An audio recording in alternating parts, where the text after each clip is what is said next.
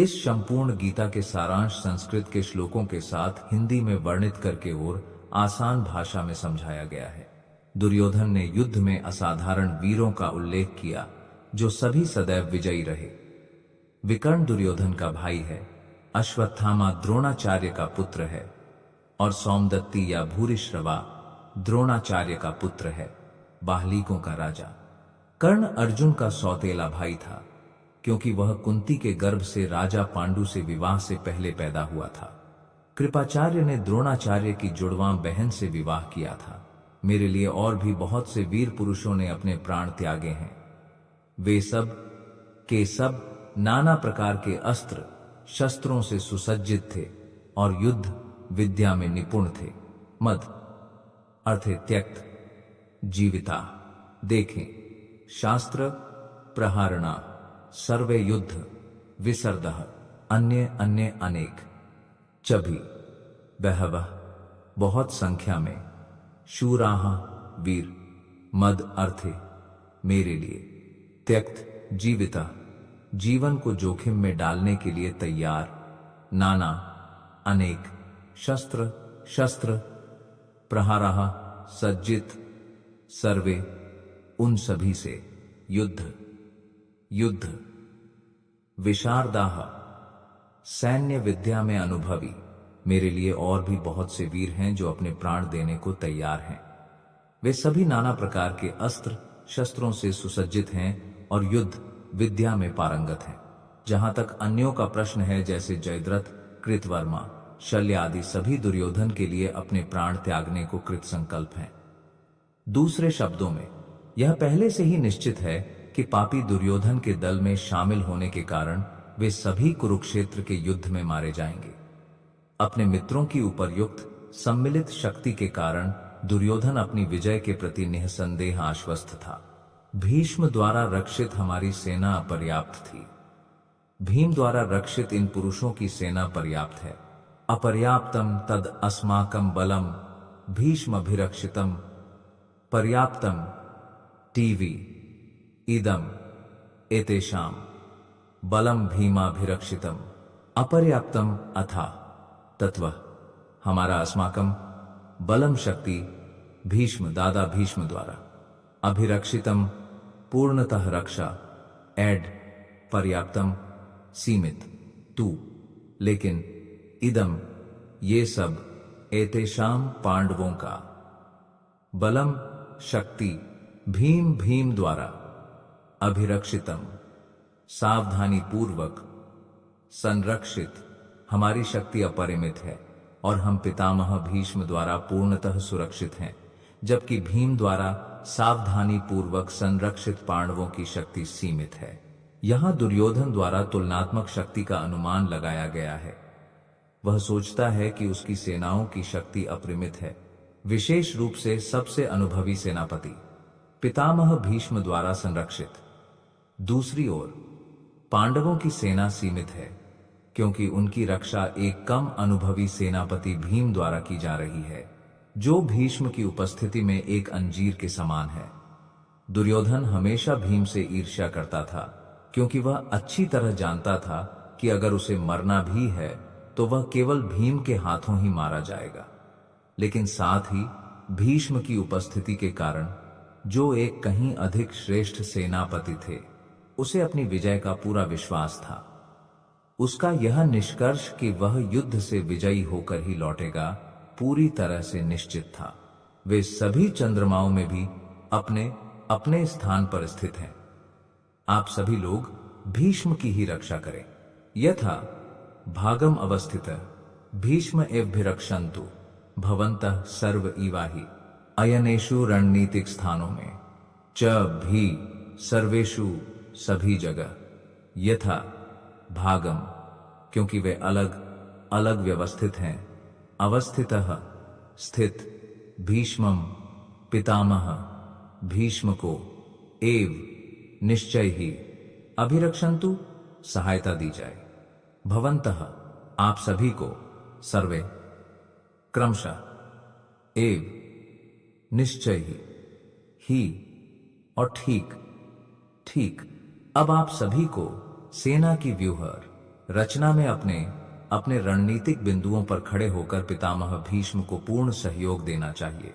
भीष्म के पराक्रम की प्रशंसा करने के बाद दुर्योधन ने यह भी सोचा कि कहीं दूसरे लोग यह न सोचें कि उन्हें कम महत्व दिया गया है। इसलिए अपने सामान्य कूटनीतिक अंदाज में उसने उपरोक्त शब्दों में स्थिति को संतुलित करने का प्रयास किया। उसने जोर देकर कहा कि भीष्मदेव निस्संदेह सबसे महान वीर हैं, लेकिन वे वृद्ध हैं, इसलिए सभी को विशेष रूप से उनकी सभी ओर से सुरक्षा का ध्यान रखना चाहिए। वे युद्ध में उलझ सकते हैं और शत्रु किसी एक पक्ष की ओर से उनकी पूरी सक्रियता का लाभ उठा सकते हैं। इसलिए यह महत्वपूर्ण था कि अन्य नायक अपनी रणनीतिक स्थिति न छोड़ें और दुश्मन को व्यूह को तोड़ने न दें। दुर्योधन को स्पष्ट रूप से महसूस हुआ कि कौरवों की जीत भीष्मदेव की उपस्थिति पर निर्भर थी। वह युद्ध में भीष्मदेव और द्रोणाचार्य के पूर्ण समर्थन के प्रति आश्वस्त था, क्योंकि वह अच्छी तरह जानता था कि जब अर्जुन की पत्नी द्रौपदी ने असहाय अवस्था में उनसे न्याय की गुहार लगाई थी, जबकि उसे सभा में सभी महान सेनापतियों की उपस्थिति में नग्न होने के लिए मजबूर किया जा रहा था, तब उन्होंने एक शब्द भी नहीं कहा था। यद्यपि वह जानता था कि दोनों सेनापतियों के मन में पांडवों के लिए किसी प्रकार का स्नेह था। उसे आशा थी कि अब वे सारे स्नेह को पूरी तरह से त्याग देंगे, जैसा कि जुए के प्रदर्शन के दौरान प्रथा थी। उनके पितामह, जो कौरवों में अग्रज थे, ने प्रसन्नता पूर्वक उन्हें जन्म दिया। पराक्रमी राम ने सिंह के समान गर्जना की और ऊंचे स्वर में शंख बजाया। तस्य संजनयन हर्षं कुरु वृद्ध पितामह सिंह नादम विनद्योच्चैः शंखं दध्मौ प्रतापवान। तस्य उसका, संजनयन बढ़ाने वाला, हर्षम प्रसन्नता, कुरु वृद्ध कुरुवंश के पितामह भीष्म, पितामह पितामह, सिंह नादम सिंह के समान गर्जना, विनाद्य कंपित, ऊंचैः अत्यंत जोर से, शंखम शंख, दध्मौ फूंका, प्रतापवान वीर।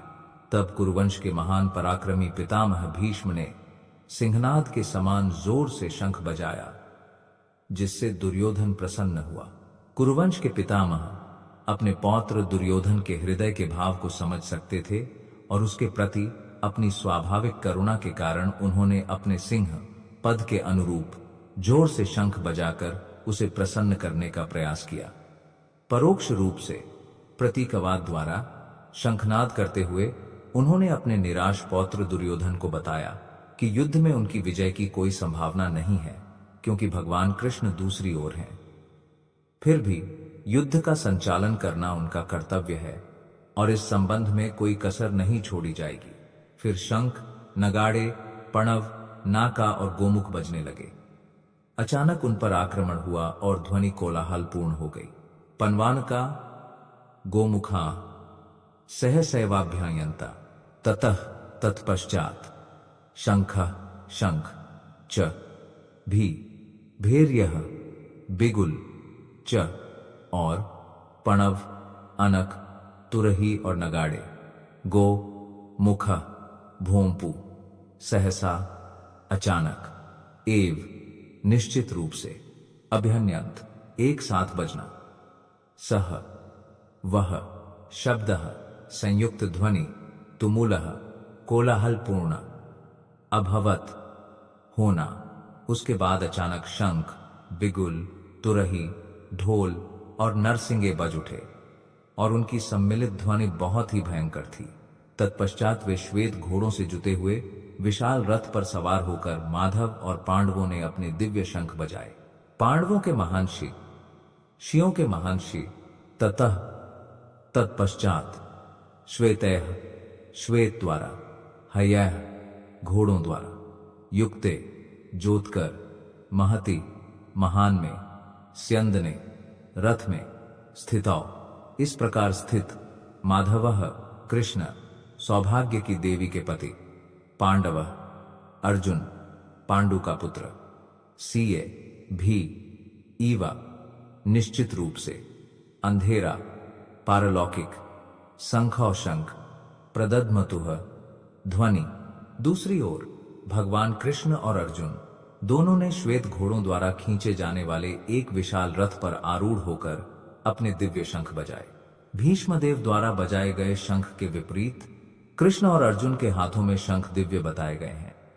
दिव्य शंखों की ध्वनि यह संकेत दे रही थी कि दूसरे पक्ष की विजय की कोई आशा नहीं है, क्योंकि कृष्ण पांडवों के पक्ष में थे। जयस्तु पांडुपुत्रापा येषां पक्षे जनार्दन। विजय सदैव पांडुपुत्रों जैसे व्यक्तियों की होती है, क्योंकि भगवान कृष्ण उनसे संबद्ध हैं और जब भी और जहां भी भगवान उपस्थित होते हैं, लक्ष्मी भी वहां उपस्थित होती हैं, क्योंकि लक्ष्मी अपने पति के बिना कभी अकेली नहीं रहती। अतः विजय और सौभाग्य अर्जुन की प्रतीक्षा कर रहे थे, जैसा कि विष्णु या भगवान कृष्ण के शंख से उत्पन्न दिव्य ध्वनि से संकेत मिलता है। इसके अलावा जिस रथ पर दोनों मित्र बैठे थे वह अग्नि देव द्वारा अर्जुन को दान किया गया था, और इससे संकेत मिलता है कि यह रथ तीनों लोकों में जहां भी खींचा जाता था सभी पक्षों पर विजय प्राप्त करने में सक्षम था। ऋषिकेश पाकचजन्य के पिता थे और अर्जुन देवदत्त के पिता थे। भयंकर कर्मों वाले भीमकर्मा ने एक विशाल शंख बजाया था। पैन के जयम हर्षिकेशो देवदत्तम धनंजय पौंद्राम दद्दमु महा शंखम भीमा कर्म वृकोदड़ा पंचजन्य पाकचजन्य नामक शंख। ऋषिकेश कृष्ण भगवान जो भक्तों की इंद्रियों को निर्देशित करते हैं। देवदत्त नामक शंख। धनंजय अर्जुन। धन विजेता। पौंड्रम नामक शंख। दद्मो बजाया। महाशंखम भयंकर शंख। भीम कर्म अत्यंत कठिन कार्य करने वाला। वृकोदर भयंकर भोजन करने वाला। भीम। तत्पश्चात भगवान श्री कृष्ण ने पाकचजन्य नामक शंख बजाया। अर्जुन ने देवदत्त नामक शंख बजाया तथा अतिभक्षक तथा अत्यंत कठिन कार्य करने वाले भीमसेन ने पौंड्र नामक भयानक शंख बजाया। इस श्लोक में भगवान कृष्ण को ऋषिकेश कहा गया है, क्योंकि वे सभी इंद्रियों के स्वामी हैं। जीवात्माएं उनके ही अंश हैं और इसलिए जीवों की इंद्रियां भी उनकी इंद्रियों का ही अंश हैं। निर्विशेषवादी जीवों की इंद्रियों का बोध नहीं करा सकते और इसीलिए वे सभी जीवों को इंद्रिय रहित या निर्विशेष बताने के लिए सदैव आतुर रहते हैं। भगवान सभी जीवों के हृदय में स्थित होकर उनकी इंद्रियों का निर्देशन करते हैं, किंतु वे जीवात्मा की शरणागति के आधार पर निर्देशन करते हैं और शुद्ध भक्त के मामले में वे सीधे इंद्रियों को नियंत्रित करते हैं। यहाँ कुरुक्षेत्र की युद्ध भूमि में भगवान सीधे नियंत्रण करते हैं अर्जुन की दिव्य इंद्रियां, और इसीलिए उनका विशिष्ट नाम ऋषिकेश है। भगवान के विभिन्न कार्यों के अनुसार उनके अलग अलग नाम हैं। उदाहरण के लिए उनका नाम मधुसूदन है, क्योंकि उन्होंने मधु नाम के असुर का वध किया।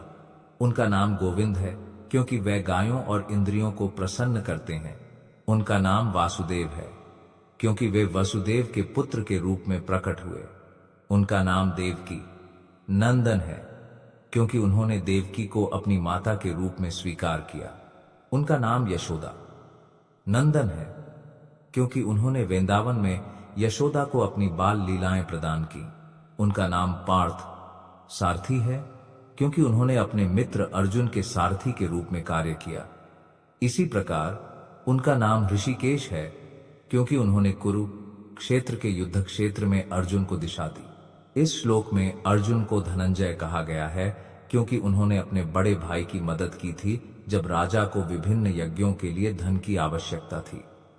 इसी प्रकार भीम को वृको दार कहा गया है, क्योंकि वह उतना ही पेट भरकर खाते थे जितना कि वह राक्षस हिडिंब का वध जैसे असाध्य कार्य कर सकते थे। इसलिए पांडवों की ओर से विभिन्न व्यक्तित्वों द्वारा बजाए गए विशेष प्रकार के शंख, जिनमें भगवान भी शामिल थे, सभी युद्धरत सैनिकों के लिए अत्यंत उत्साहवर्धक थे। दूसरी ओर न तो ऐसा कोई श्रेय था और न ही भगवान की उपस्थिति। न तो परम निर्देशक कृष्ण की, न ही भाग्य की देवी की। अतः युद्ध में उनकी हार निश्चित थी और शंखों की ध्वनि से यही संदेश घोषित हुआ। कुंती पुत्र राजा युधिष्ठिर ने अनंत को जीत लिया। नकुल और सहदेव सुघोष और मणिपुष्पक के पुत्र थे। काश्य श्रेष्ठ धनुर्धर थे और शिखंडी महारथी थे। धृष्टद्युम्न विराट और अजय सात्यकी। हे पृथ्वीपति, द्रुपद और द्रौपदी के सभी पुत्र नष्ट हो गए। महाबाहु सौभद्र आदि ने अलग अलग शंख बजाए। अनंत विजम राजा कुंती पुत्रो युधिष्ठिरः नकुलाः सहादेवास् सीये सुघोषा मणिपुष्पकाउकस्यास् सीये परमेश्वसः शिखंडी सीये महा राठाः धृष्टद्युम्नो विराटस् सीये सत्यकिस् कैपराजिताः द्रुपदो द्रौपदेयस् सीये सर्वसः पृथिवी पते सौभद्रास् सीये महा बहु सांखन दाढ़मू पृथक पृथक अनंत विजयम। अनंत विजय नामक शंख। राजा राजा कुंती पुत्र, कुंती का पुत्र, युधिष्ठिर युधिष्ठिर, नकुल नकुल, सहदेव सहदेव, सीये और सुघोषा मणिपुष्पाको, सुघोषा और मणिपुष्पाको नामक शंख। काशी वाराणसी के राजा काश्य सीये और परमेश्वर सा महान धनुर्धर। शिखंडी शिखंडी, सीये भी महा रथ, जो हजारों के खिलाफ अकेले लड़ सकता है। धृष्टद्युम्न धृष्टद्युम्न राजा द्रुपद का पुत्र। विराशः विराशा, वह राजकुमार जिसने पांडवों को शरण दी थी जब वे छद्मवेश में थे। सीये भी सात्यकी सात्यकी, भगवान कृष्ण के सारथी युयुधान के समान। सीये और अपराजिता, जो पहले कभी पराजित नहीं हुए थे। द्रुपद द्रुपद, पंचाल के राजा। द्रौपदेय द्रौपदी के पुत्र। सीये भी सर्वशाह, ऑल, पृथ्वी पते, ओ किंग। सौभद्र थे सोन ऑफ सुभद्रा। अभिमन्यु का अल्सो महा बहु, ग्रेटली आर्म्ड। संखन कोंच शेल्स, दाढ़मू ब्लीयू, पृथक पृथक, ईच सेपरेटली। हे राजन, कुंती पुत्र राजा युधिष्ठिर ने अनंत विजय शंख बजाया। नकुल और सहदेव ने सुघोष और मणिपुष्पक शंख बजाए।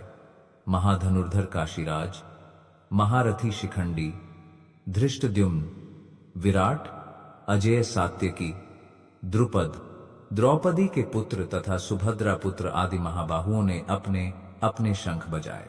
संजय ने राजा धृतराष्ट्र को बड़ी चतुराई से बताया कि पांडु पुत्रों को धोखा देकर अपने पुत्रों को राज्याभिषेक कराने की उनकी मूर्खतापूर्ण नीति प्रशंसनीय नहीं थी। संकेत पहले से ही स्पष्ट थे कि उस महायुद्ध में संपूर्ण कुरुवंश का नाश होगा। पितामह भीष्म से लेकर अभिमन्यु आदि पौत्रों तक, जिनमें विश्व के अनेक राज्यों के राजा भी शामिल थे, सभी वहां उपस्थित थे और सभी का विनाश निश्चित था। यह सारा विनाश राजा धृतराष्ट्र के कारण हुआ, क्योंकि उन्होंने अपने पुत्रों की नीति को प्रोत्साहित किया। वह पुकार धृतराष्ट्र के पुत्रों के हृदय को विदीर्ण कर गई। आकाश और पृथ्वी गर्जना से गूंज उठे। सा घोषो धार्तराष्ट्रम हृदय विभाग नभश च प्रहिविन चैव तुमुलो भ्यानुदयन सह।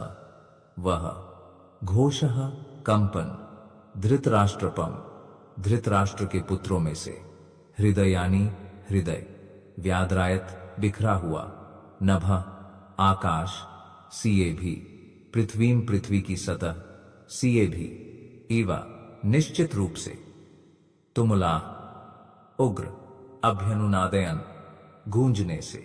इन विभिन्न शंखों की ध्वनि बहुत ही भयंकर हो गई तथा आकाश और पृथ्वी दोनों में गूंजने लगी, जिससे धृतराष्ट्र के पुत्रों के हृदय विदीर्ण हो गए।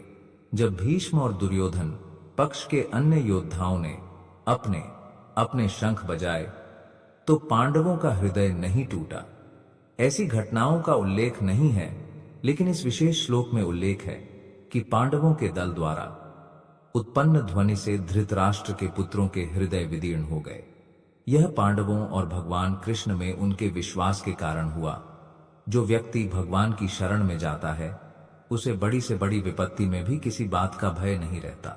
तब वानरों के ध्वज ने धृतराष्ट्र के पुत्रों को स्थिर खड़े देखा। युद्ध आरंभ होते ही पांडवों ने अपने धनुष उठाए।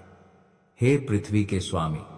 तब उन्होंने ऋषिकेश से इन शब्दों में कहा, ही भृग अथा ववस्थितान् दृष्ट्वा धर्तराष्ट्रं कपि ध्वज प्रवृत्ते शास्त्र संपते धनुरुद्यम्य पांडवा ऋषिकेशं तदा वाक्यम् अत्तब व्यवस्थितान स्थित दृष्ट्वा देखते हुए धर्ता राष्ट्रान धृतराष्ट्र के पुत्र कपि ध्वजा जिसकी ध्वजा हनुमान से अंकित है प्रवृत्ते लड़ाई करते समय शस्त्र संपाते छोड़े गए बाण धनुह धनुष उद्यम्या उठाकर पांडवा पांडु अर्जुन के पुत्र ऋषिकेशम भगवान कृष्ण के प्रति तदा उस समय वाक्यम शब्द इदम ये अह कहा मही पते हे राजन। उस समय पांडुपुत्र अर्जुन जो हनुमान जी से अंकित ध्वजा के साथ रथ पर आसीन थे, धृतराष्ट्र के पुत्रों की ओर देखते हुए धनुष उठाकर बाण चलाने को तैयार हुए। हे राजन, तब अर्जुन ने ऋषिकेश कृष्ण से ये वचन कहे, युद्ध आरंभ होने ही वाला था। उपर्युक्त कथन से ज्ञात होता है कि धृतराष्ट्र के पुत्र पांडवों द्वारा सैन्य बल की अप्रत्याशित व्यवस्था से, जो युद्ध भूमि में भगवान कृष्ण के प्रत्यक्ष निर्देशों से निर्देशित थे, कमोबेश हतोत्साहित थे। अर्जुन की ध्वजा पर हनुमान का चिन्ह विजय का एक और प्रतीक है, क्योंकि हनुमान ने रावण युद्ध में भगवान राम का साथ दिया था और भगवान राम विजयी हुए थे। अब राम और हनुमान दोनों ही अर्जुन की सहायता के लिए उनके रथ पर उपस्थित थे। भगवान कृष्ण स्वयं राम हैं और जहां भी भगवान राम होते हैं, उनके नित्य सेवक हनुमान और उनकी नित्य पत्नी सीता, जो कि भाग्य की देवी हैं, उपस्थित रहते हैं। अतः अर्जुन को किसी भी शत्रु से भय नहीं था और सबसे बढ़कर इंद्रियों के स्वामी भगवान कृष्ण उसे निर्देश देने के लिए स्वयं उपस्थित थे। इस प्रकार युद्ध संचालन के विषय में अर्जुन को सभी प्रकार की उत्तम सलाह उपलब्ध थी। भगवान द्वारा अपने शाश्वत भक्त के लिए व्यवस्थित की गई ऐसी शुभ परिस्थितियों में निश्चित विजय के संकेत निहित हैं। अर्जुन ने कहा, हे अच्युत, मेरे रथ को दोनों सेनाओं के बीच में खड़ा करो।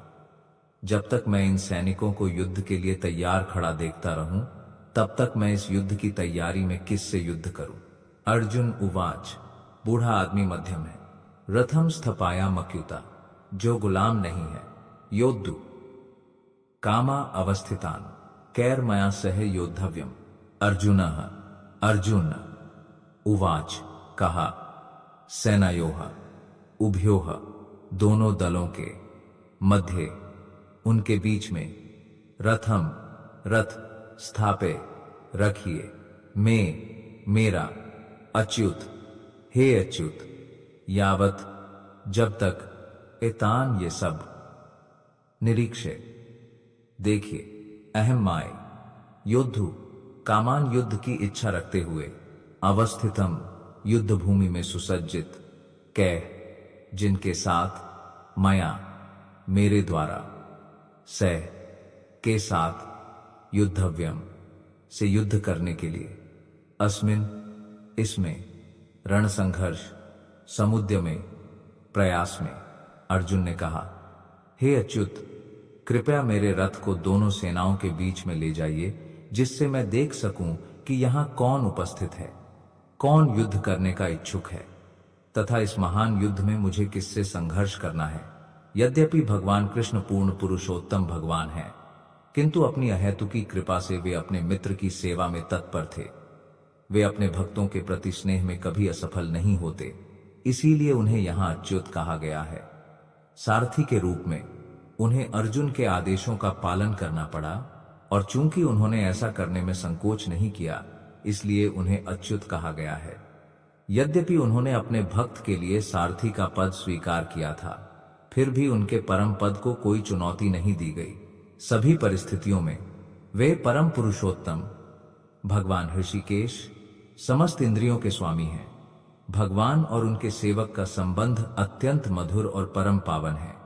सेवक सदैव भगवान की सेवा के लिए तत्पर रहता है, और इसी प्रकार भगवान भी भक्त की सेवा करने का अवसर ढूंढते रहते हैं।